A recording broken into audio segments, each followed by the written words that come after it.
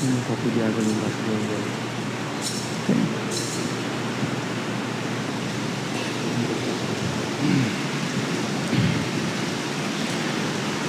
Naquele tempo, ao passar, Jesus viu um homem cego de nascença e cuspiu no chão, fez lama com a saliva e colocou-a sobre os olhos do cego. E disse-lhe: vai lavar-te na piscina de Siloé, que quer dizer enviado. O cego foi, lavou-se e voltou enxergando. Os vizinhos e os que costumavam ver o cego, pois ele era mendigo, diziam: não é aquele que ficava pedindo esmola? Uns diziam: sim, é ele. Outros afirmavam: não é ele, mas alguém parecido com ele. Ele, porém, dizia: sou eu mesmo. Levaram então aos fariseus um homem que tinha sido cego, e era sábado, o dia em que Jesus tinha feito lama e aberto os olhos do cego. Novamente então lhe perguntaram os fariseus como tinha recuperado a vista. Respondeu-lhes: colocou lama sobre meus olhos, fui lavar-me e agora vejo. Disseram então alguns dos fariseus: esse homem não vem de Deus, pois não guarda o sábado. Mas outros diziam: como pode um pecador fazer tais sinais? E havia divergência entre eles. Perguntaram outra vez ao cego: e tu, que dizes daquele que te abriu os olhos? Respondeu: é um profeta. Os fariseus disseram-lhe: tu nasceste todo em pecado e estás nos ensinando? Expulsaram-no da comunidade. Jesus soube que o tinham expulsado e, encontrando, perguntou-lhe: crês no Filho do Homem? Respondeu ele: quem é, Senhor, para que eu creia nele? Jesus disse: tu o estás vendo, é aquele que está falando contigo. Exclamou ele: eu creio, Senhor. E prostrou-se diante de Jesus. Palavra da salvação.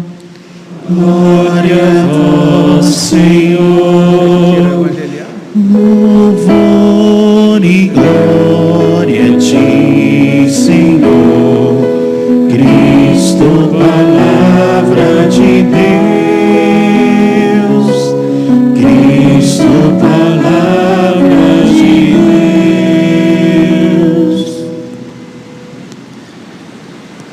Meus queridos irmãos e irmãs, com grande alegria celebramos este quarto domingo da Quaresma, domingo letare, o domingo da alegria, que nesse ano se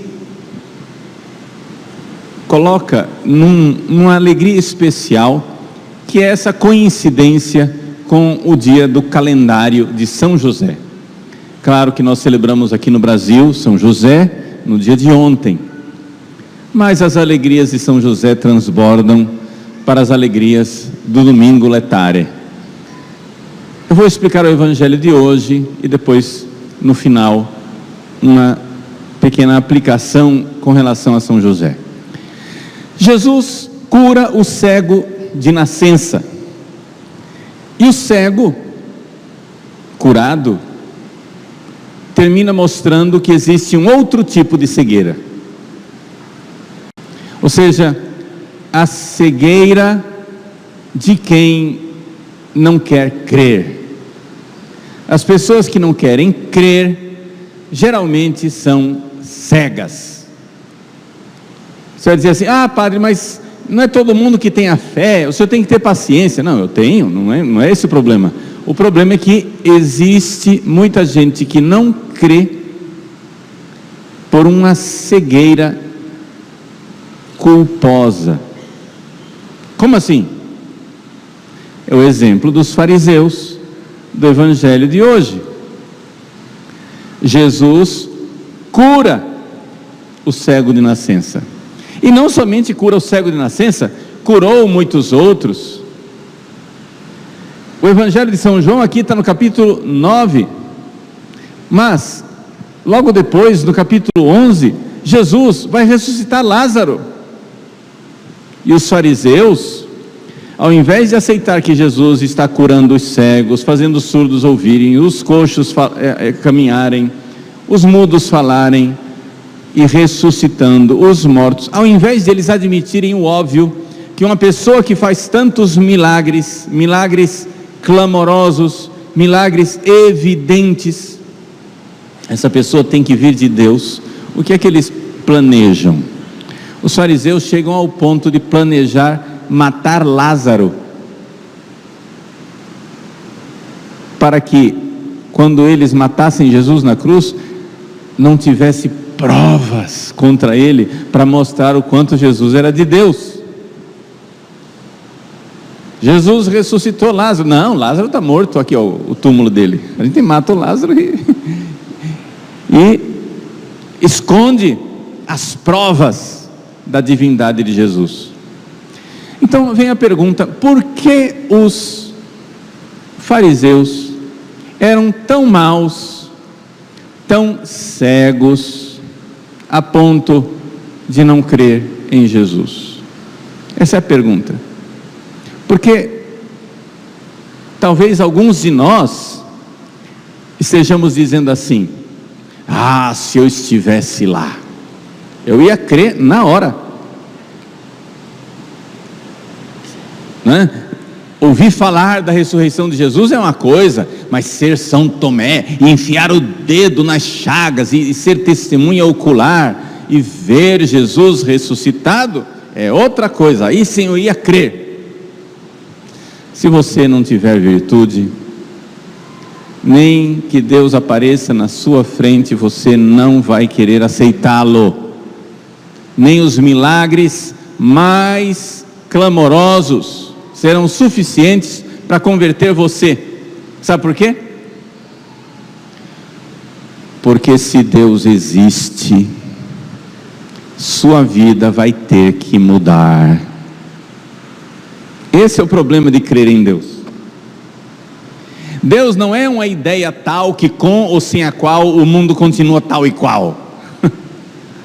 Deus é uma realidade que, se Ele existe, se existe um Deus, eu não me pertenço.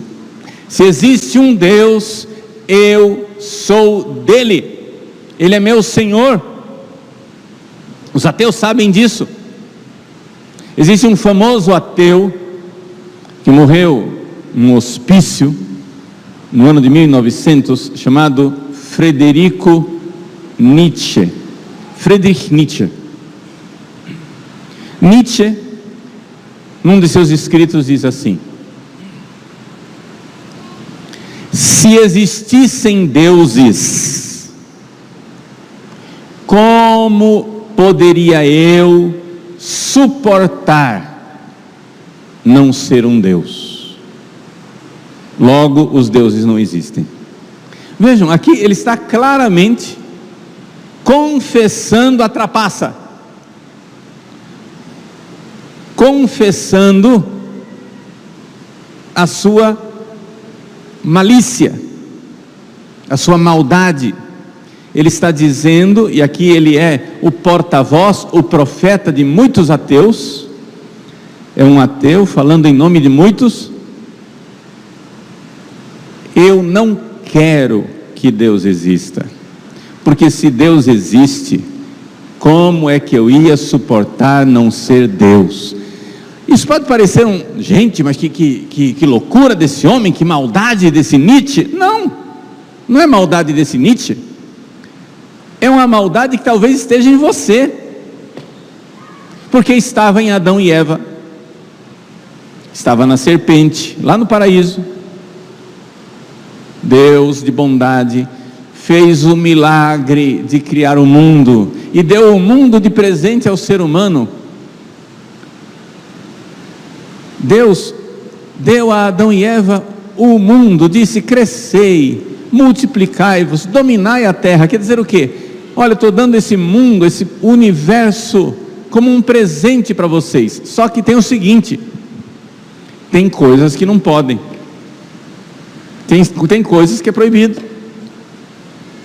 Vocês podem tudo aquilo que está conforme a estrutura do que eu criei, mas tem coisas, existe o bem e o mal. Eu sou engenheiro, eu sou arquiteto. Na engenharia do mundo que eu fiz, tem coisas que destroem o prédio. Na engenharia do mundo que eu fiz, tem coisas que não funcionam. Então, obedeçam o que eu estou dizendo, porque eu sou o Deus Criador. Então, existem coisas que estão na estrutura das coisas.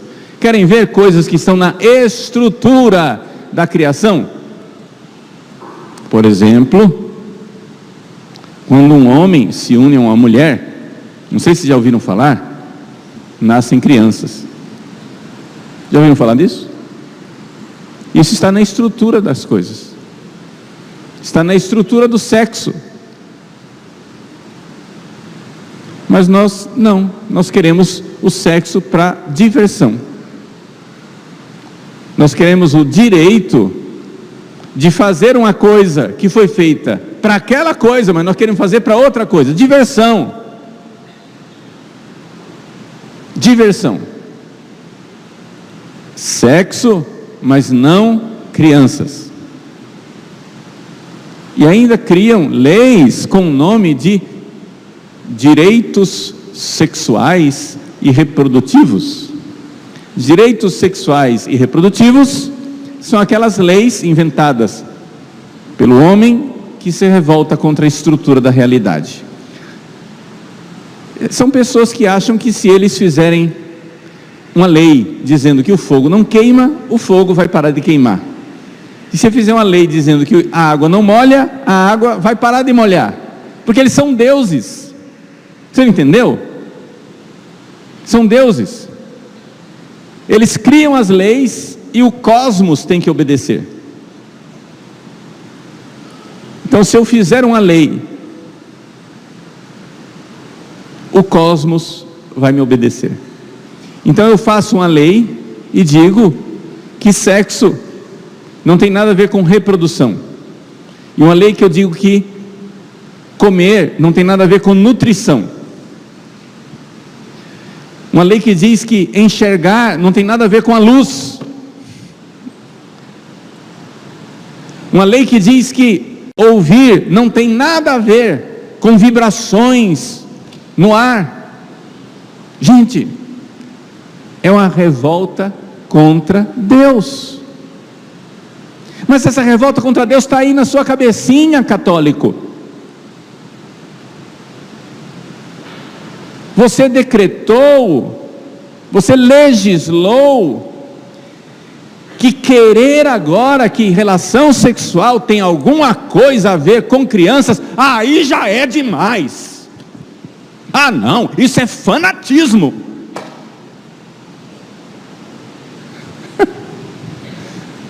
Você não vai rir da piada? Porque uma pessoa que diz que comer tem a ver com engordar, é um fanático. E que enxergar tem a ver com abrir os olhos, é um fanático. Você é um fanático. E uma pessoa que diz que Deus criou o mundo com uma lógica, com uma estrutura que nós precisamos obedecer, é um fanático. Vamos matar Jesus, Lázaro, o cego de nascença e tudo o que disser o contrário do que eu penso, porque se houver um Deus, eu vou ter que obedecê-lo.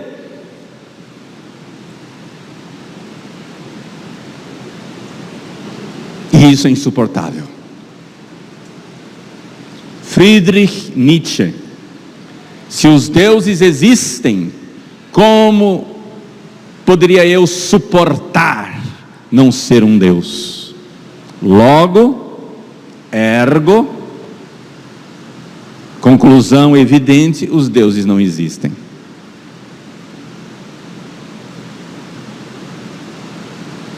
Eis aí a lógica do ateu. Os fariseus sabem que se Jesus for Deus, eles vão ter que mudar de vida. Sobretudo, que eles vão ter que renunciar ao poder que eles têm. Os fariseus mandam na sociedade judaica. E eles sabem que se Jesus é o Filho de Deus, o Messias enviado por Deus, eles vão ter que tirar a coroa de suas cabeças e depositá-las aos pés de Jesus. O Mel Gibson fez muito bem ao retratar os sacerdotes do templo de Jerusalém que condenaram Jesus com coroas nas cabeças. Ele colocou lá uma espécie de chapéu na cabeça deles que parece uma coroa, porque de fato são reis. Eles não vão depor suas coroas aos pés de Cristo, porque se eles disserem a Jesus: eu creio, Senhor, vós sois o Messias, o Filho de Deus enviado para salvar a humanidade, aquele que nós esperamos desde todos os séculos. Vejam, todos os dias os judeus leem as Escrituras esperando o Messias. Quando o Messias aparece e incomoda a vida deles, eles dizem: não, não pode ser.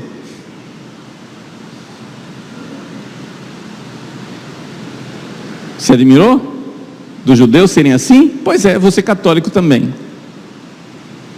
Eu estou pregando para nós, eu não estou pregando para os judeus. Eu estou pregando para mim. Eu, Padre Paulo Ricardo, preciso ouvir isso. Você precisa ouvir isso.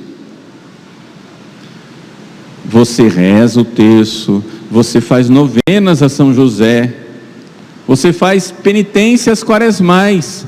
Quando Deus finalmente pede a você o que você não quer modificar, você diz: ah não, mas não era Deus que falou, não, foi outra coisa, esquece.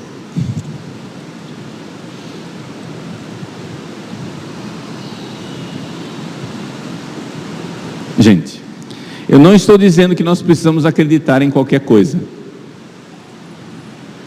Não é você ir rezar, você ouve uma voz, você acredita nela. Não. Os grandes místicos da Igreja Católica, se eles nos ensinam uma coisa, é o seguinte: não acredite em vozes, não acredite em visões, não acredite em revelações privadas, a não ser que Deus, aspas, obrigue você a acreditar pela abundância de evidências, entendeu? Acontece uma vez, duas vezes, três vezes, quatro vezes, é comigo, é com outro, com outro, com outro, com outro, com outro, com outro, com outro. No século passado, hoje, aqui no Brasil, na Europa, na África, não sei onde. Então, por acúmulo de evidências, a coisa vai acontecendo em todos os lugares. Os místicos dizem: olha, então talvez seja verdade, né? Nós católicos não acreditamos facilmente em visões, mas existe uma coisa que é a assinatura de Deus na história, chama-se milagre. Os milagres. E isso nós católicos podemos aqui dar exemplo para todas as religiões do planeta.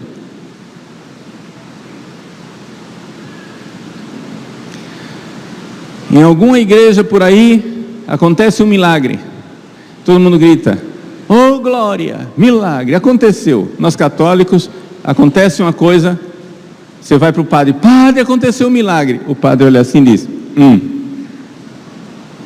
é ou não é a atitude dos padres? Você chega e diz: padre, aconteceu outra coisa. O padre: Por quê? Porque nós somos formados para não crer em milagres, a não ser que, estudado pela medicina, pela ciência, for comprovado que não existe explicação humana para aquilo, a igreja então dá o braço a torcer e diz: tudo bem, foi milagre, pode canonizar o santo. A igreja, para canonizar uma pessoa e dizer que ela fez milagres, a igreja, ela submete os milagres a uma equipe de médicos, ateus, agnósticos, etc. Quando eles não conseguem explicar, a igreja chega e diz: tudo bem, foi milagre. Por que isso? Porque nós sabemos que crer é uma coisa séria. Crer muda a vida. Se eu vejo que é Deus, que tem a assinatura de Deus, que Deus está lá e está fazendo, eu preciso obedecer.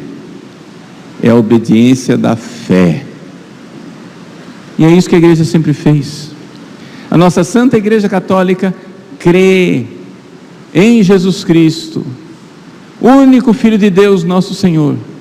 Crê na Santíssima Virgem Maria. Crê na grandeza de São José, porque são tantos e tão portentosos os milagres que dizem que eles têm autoridade no céu, que a gente se dobra diante disso. Então, quando finalmente, diante de tantos milagres, como a cura do cego de nascença, Jesus chega e diz: eu sou de Deus, está vendo? Eu sou filho de Deus, você está vendo? Eu sou o Deus Criador que se fez homem, você está vendo? Muito bem, me dá a sua vida, obedece o que eu estou dizendo, faz a minha vontade, muda o seu jeito de proceder, crê. O fariseu diz: não, peraí, isso aí é fanatismo.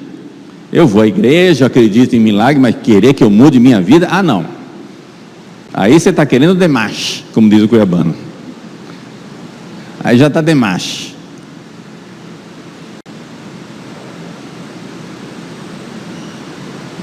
Gente, Deus quer você. É a quaresma. Ele quer nos curar da cegueira. Sabe qual é a coisa mais maravilhosa que Deus faz em nossas vidas? Nos contrariar, nos incomodar, entregar o que nós não queremos dar. Creia. Não, mas eu creio até aqui, daqui para frente incomoda demais. Aí é fanatismo. Mas a Igreja Católica não fica inventando regra. Se tem uma coisa que nós fazemos, gente, é seguir simplesmente a moral católica de 2000 anos. Não estamos inventando nada que já não tenha sido vivido pelos santos, que eram mais santos, mais bondosos, mais sábios, mais amorosos, menos egoístas do que nós. Você quer seguir quem? Só que o mundo moderno parece que está mais disposto a ouvir o ateu Nietzsche, está mais disposto a ouvir os ateus como Marx, Sartre.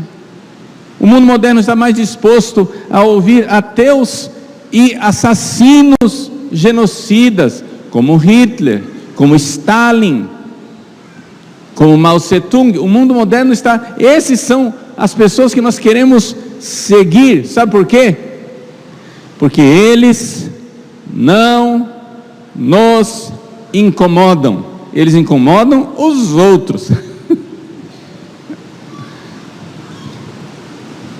Os totalitarismos são a forma de impor a vontade de um grupo sobre o resto do grupo, o resto das pessoas. Então eu entro no grupo, eu entro entre os escolhidos, que está em cima da carne seca, e pronto, minha vontade. Mas você está oprimindo. O seu Mao Tse-tung, o senhor matou 70 milhões de pessoas em tempo de paz. Você matou 70 milhões de chineses, seus compatriotas, em tempo de paz. O senhor não vê que o senhor é um genocida? Não, genocida é quem eu quero que seja genocida.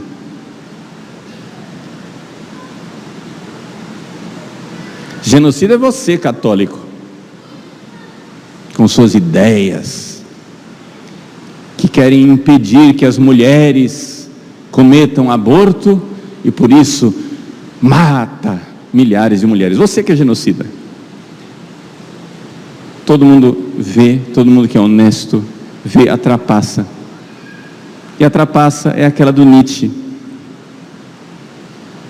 Se eu vou aceitar o que diz o Deus dos católicos, como é que eu iria suportar não ser Deus e fazer minha vontade?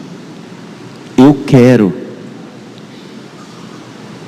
o direito de abortar. Eu quero. Eu decretei que eu tenho esse direito. Eu tenho o direito de matar o inocente. Já se alguém, em legítima e proporcionada defesa, matar o injusto agressor, não, isso é armamentismo.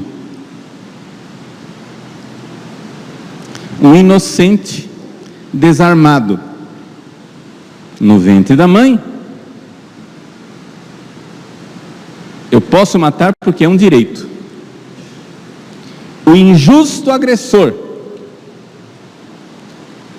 que eu tento impedir que faça violência contra a minha família, impeço uma vez, não adianta, 2 vezes não adianta, 3 vezes não adianta. Se pela terceira vez, numa fatalidade acontecer do sujeito morrer, está vendo aí o armamentismo? Ou então, violência policial. Veja, eu não estou dizendo que não tem violência policial, tem. Mas eu quero que vocês entendam como as leis de Deus que incomodam, a gente cria todo tipo de desculpa para não obedecer. Já as leis de Deus que não incomodam, ou então as minhas leis para fazer os meus caprichos. Meus irmãos, existe uma cegueira. A cegueira dos fariseus é a cegueira de Deus, Criador do céu e da terra, fazendo milagres, dando sinais da sua autoridade, pedindo que eles mudem de vida. Eles fazem um tipo de trapaça para não ter que ouvir Jesus. Isto está aqui sentado nos bancos da igreja. Isto talvez esteja aqui segurando o microfone, se eu não mudar de vida. Eu estou pregando o evangelho para nós, não estou mandando recado para ninguém. Para quem será que o padre está falando? É com você.